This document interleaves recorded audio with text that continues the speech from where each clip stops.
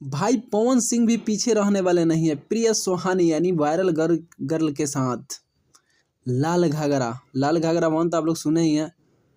उसी का लाल घाघरा 2 जल्द मिलेगा आप लोगों को, यानी कि आसीन बाद यानी दशहरा बाद प्रिया सुहानी के साथ लाल घाघरा 2 गाना देखने को आप लोगों को मिलेगा यूट्यूब चैनल पे। वो भी पवन सिंह ऑफिशियल पे गाना मिलेगा सुनने के लिए। पवन सिंह और शिल्पी राज इस गाना को गाई है और साथ ही साथ इस गाना का वीडियो भी कंप्लीट हो गया है। ओनली रिलीज डेट कंफर्म करना है, तो जहाँ तक चांस लग रहा है इस गाना को रिलीज किया जाएगा तो आसीन बाद यानी दशहरा बाद ही रिलीज किया जाएगा, क्योंकि अभी दशहरा का सीजन चल रहा है तो इसमें गाना रिलीज या नहीं किया जाएगा। जहाँ तक चांस है आसीन बाद ही गाना को रिलीज किया जाए, यानी दशहरा बाद रिलीज किया जाए।